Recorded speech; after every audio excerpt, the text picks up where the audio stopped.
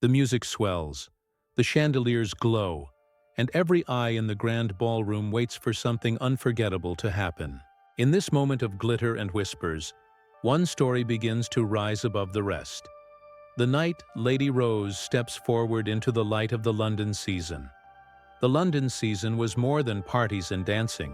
It was the very stage where lives could change forever. Imagine a ballroom lit by hundreds of candles reflected in golden mirrors, every surface shining with polished beauty. The air carries the scent of roses, powder, and polished wood.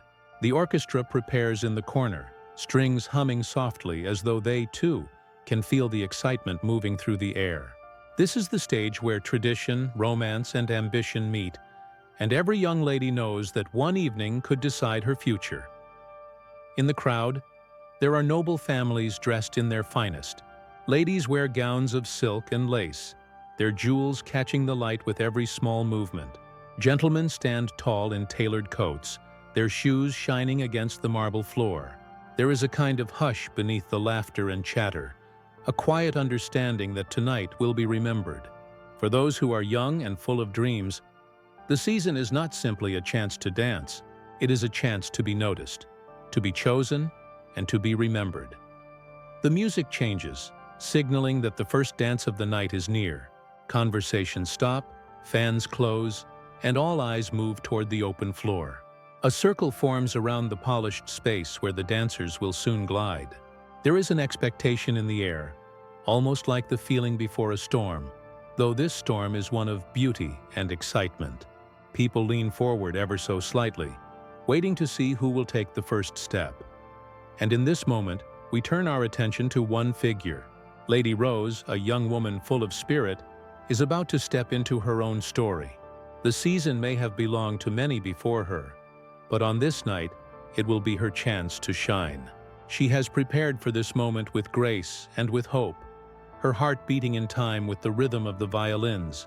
Little does she know that her every step will capture not only the attention of the ballroom, but also of a prince who has entered this glittering stage. The chandeliers sway gently, their light sparkling across the polished floor. The orchestra lifts their bows, ready to begin. The crowd waits, silent now, as though the entire world holds its breath. The London season has always promised grandeur, but tonight it will offer something even greater, a dance that no one will ever forget. Lady Rose does not step into the ballroom as though she belongs to it. She arrives as if she has been waiting for it all her life. She is young, full of energy, and carries a light that seems to shine even brighter than the golden chandeliers above. While other young women glide carefully, trained to show restraint, Rose has a way of moving that feels like freedom disguised in lace. Her gown is pale, soft as the early morning sky, and the pearls at her neck catch the glow of every passing candle. She is the kind of figure who does not need to demand attention, because attention always finds her. What makes Rose remarkable is not only her beauty, but the quiet defiance in her heart. She does not walk into the season as though it is her only chance to secure a future. She enters with curiosity, eager to explore the world beyond the safe walls of Downton. To her, the London season is not a cage of tradition, but a stage of endless possibility. Every whispered glance, every invitation, every stolen moment of laughter, it is all part of a grand adventure she has promised herself she will not miss. Around her, noble families whisper. Some admire her charm, others frown at her boldness, but none can look away. She laughs too easily, some say. She speaks with a brightness that feels almost too modern for the room. Yet even those who doubt her cannot deny that she brings with her a rare electricity. She is not content to stand at the edges of the dance floor waiting. She is the kind of woman who knows that if the music plays, then she must dance. As she pauses at the edge of the room, her eyes travel over the crowd. Young men already angle themselves to catch her attention. Older ladies tilt their heads, measuring her worth as though she is a jewel to be examined under glass. Rose feels the weight of their eyes, but she does not falter. Instead, she smiles, as though all of this, the grand chandeliers, the murmurs, the swell of strings, were nothing more than a secret joke between her and destiny. And then, in that very moment, fate begins to move toward her. A ripple passes through the room, the kind of silence that says something extraordinary is about to happen. The orchestra readies the next piece, and the crowd stirs with whispers. For Rose, the evening has only just begun, but already the air carries the promise of a story far greater than she could have imagined. Soon the prince will enter, and when he does, the season will no longer belong to London. It will belong to them. The air in the ballroom changes before he is even seen. A stir of whispers moves through the crowd like a secret passed from one guest to another.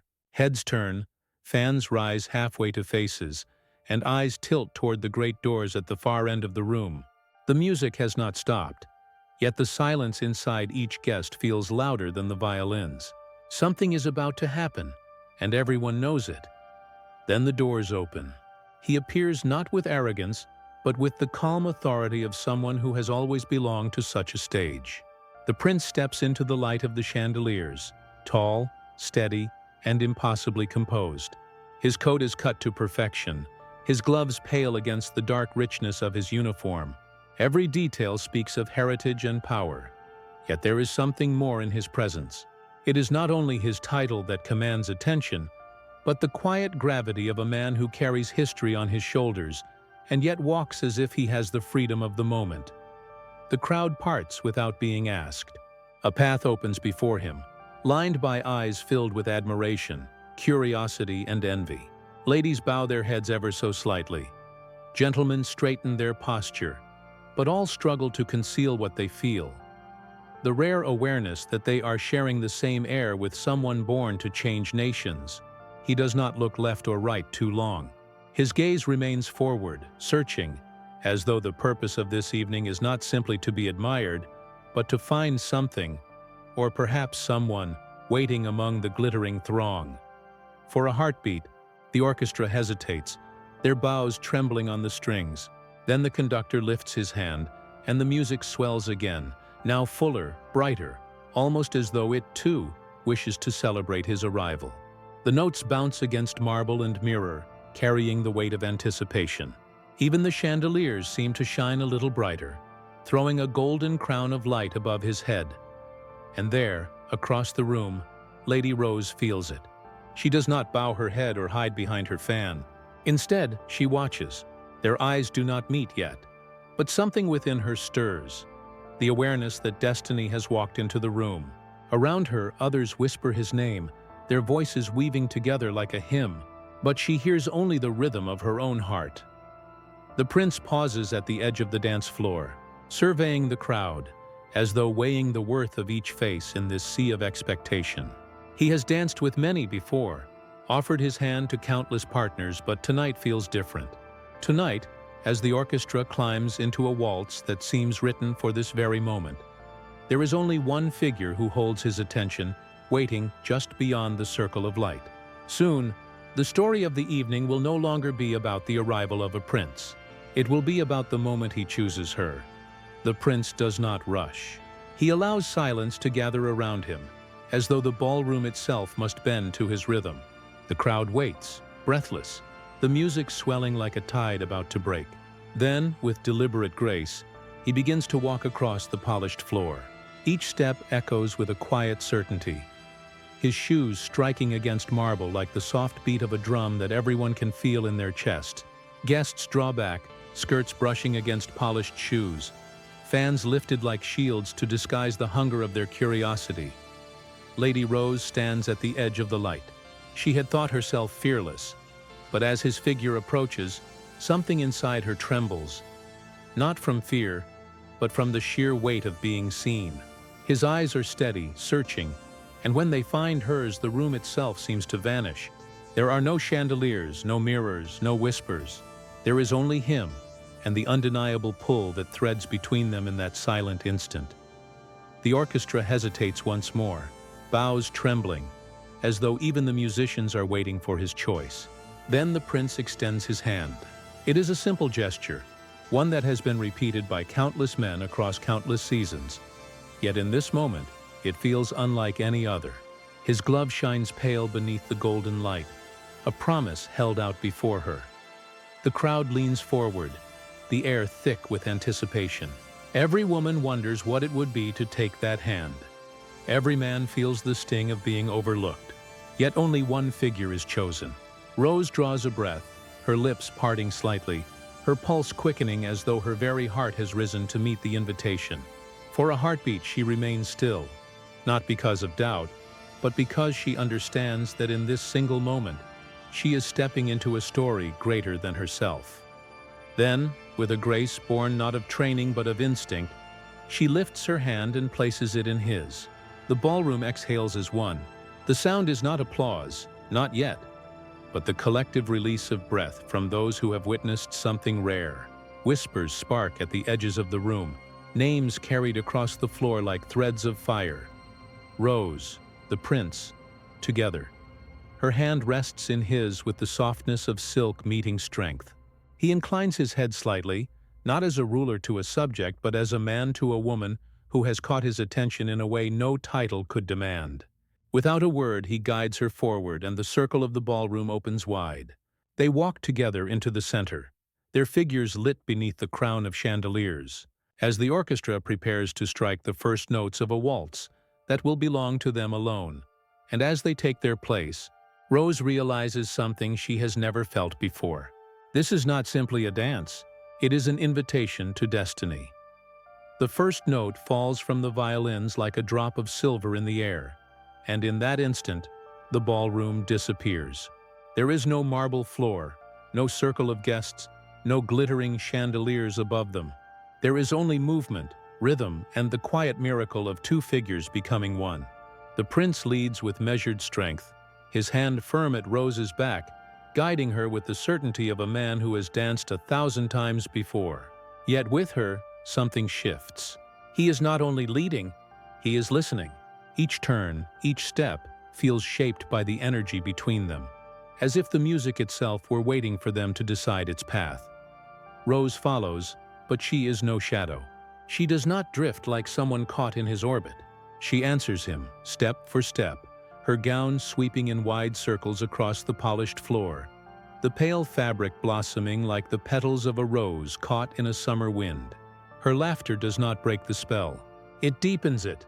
The lightness of her spirit wraps itself around the grandeur of his presence, softening him, brightening him, as though she has pulled him down from the pedestal of his title and reminded him he is, above all, a man.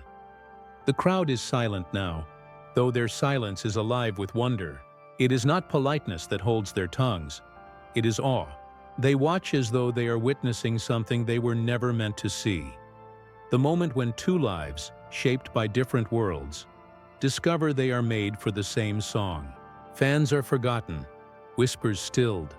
Glasses of champagne remain untouched in the trembling hands of onlookers. No one dares to move, because to move would be to admit that time has not, in fact, stopped. The waltz gathers pace, the orchestra pressing forward with urgency, and Rose rises to meet it. She leans into the prince, her steps quickening, her gown swirling like a storm of light around them. He adjusts with flawless ease, pulling her closer, spinning her faster, until it feels as though they are no longer bound to the floor at all but suspended in air, dancing somewhere above the world. The chandeliers flicker with every turn, their crystals scattering shards of light that chase the edges of her gown. The gleam of his uniform, the touch of their joined hands, and then comes the stillness within the storm. A pause in the music, a breath between the notes, where they stand face to face. Her eyes, bright with daring, lift to his, and for the first time the mask of royalty slips. He does not look at her as a prince surveying a partner. He looks at her as a man who has stumbled upon something rare, something he cannot explain, something he dares not lose. The music swells again, pulling them back into motion. But the truth of that look lingers, etched into the air. Each step becomes less a pattern and more a conversation. Each spin is a word, each dip a sentence, each glide across the floor a confession. The prince does not smile often, but here, now, the corner of his mouth bends ever so slightly, and the ballroom knows it is Rose who has placed that expression there. She is not simply his partner in a dance. She is the spark that has turned the season into a story. As the final notes approach, the orchestra soaring toward its end, the two of them whirl into one last sweeping turn. The world blurs around them, silk, shadow, light, and breath. And then, as the music crashes into silence, they stop in perfect stillness. His hand holds hers. Her chest rises with the rhythm of her breath. And for a heartbeat longer than the music itself, the world belongs only to them. The applause comes late, almost uncertain, as though the crowd has to remember itself after being carried somewhere far beyond the walls of the ballroom. And in that late thunder of admiration, Lady Rose and the prince stand together, the echo of their dance still alive between them, as if the music has not ended at all but waits, quietly, in their joined hands. When the final note fades into silence, the ballroom itself seems to hesitate, caught between wonder and disbelief. For a breath, no one moves. The chandeliers hum with the afterglow of music.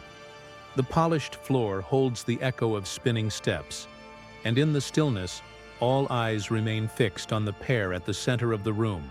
Lady Rose and the prince stand together in that circle of light, their hands still joined, their chests rising with the memory of the waltz.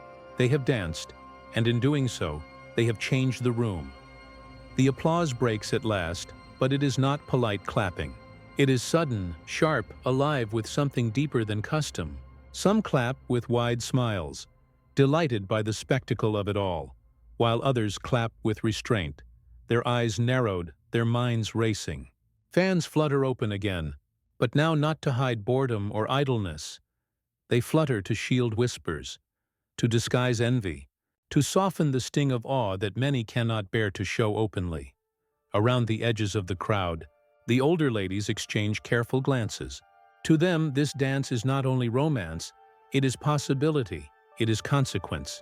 A prince does not choose lightly, and the memory of this evening will not be forgotten when the carriages roll away. Some smile, seeing in Rose a charm that might lift the family higher than expectation. Others frown, muttering about boldness, about a girl too eager, too bright, too free. But even their disapproval cannot erase what they have seen. For one perfect song, she was the center of the world. The young men, dressed in their tailored coats, shift uneasily. Some hide admiration behind a mask of indifference. Others burn with envy. Many had hoped to stand where the prince now stands, to be the one who led Lady Rose across the floor. But tonight, they must settle for watching from the edges, left to wonder if they will ever be more than shadows in her light. Among the younger women, the whispers cut sharper. Some watch Rose with admiration, their hearts aching with the dream of being in her place. Others whisper with jealousy, their fans snapping shut like small doors against her triumph. Yet beneath every mutter, every hidden glance, there is the unspoken truth that none of them could look away. She had not only danced with the prince, she had made him hers for the length of a song. And then there are the musicians. Even they feel it, their hands trembling as they lower their instruments, their eyes following the pair with the quiet reverence of artists who know they have just been part of something beyond skill. Their waltz had been played 100 times before, but never had it belonged so completely to two souls as it did tonight. The applause swells and then softens, giving way to a low hum of conversation that ripples across the room. Names are spoken, predictions made, secrets already taking root in the minds of those eager to tell this story again and again. For Rose, the season has changed. She is no longer simply a young woman among many. She is the woman who danced with the prince, and in that title, whether she welcomes it or not, a new destiny begins to unfold. At the center of it all, she lowers her head slightly, a modest gesture, though her eyes betray the spark of something uncontainable. The prince inclines his head too, though the curve of his lips suggests a satisfaction he does not intend to hide. Around them, the world spins with whispers, but between them there is only silence. A silence filled with promise, heavy with meaning, alive with the knowledge that this night is not ending here. It has only just begun. The orchestra lowers their bows, and the sound of the applause fades into murmurs. The night moves forward. New dances begin, conversations resume, glasses of champagne are raised once more. But nothing feels the same. The memory of what has just unfolded clings to the air like perfume, invisible yet undeniable. Lady Rose steps back from the center of the floor, her hand still warm from his. She feels the weight of countless eyes upon her, but their gaze no longer unsettles her. She has been tested in the most unforgiving light, the gaze of the season itself, and she has not faltered. Instead, she has shone. The prince at her side has seen it. The crowd has felt it. And now the story of this evening belongs to her as much as it belongs to him. The prince offers her a subtle bow, a gesture filled not with duty, but with respect, even admiration. In that single motion, he confirms what everyone already knows, that this was not a dance of formality, not a polite gesture of tradition, but something real, something rare. For him, surrounded by centuries of expectation, this moment has cut through the weight of titles and crowns. For her, it has opened a door into a future she never imagined.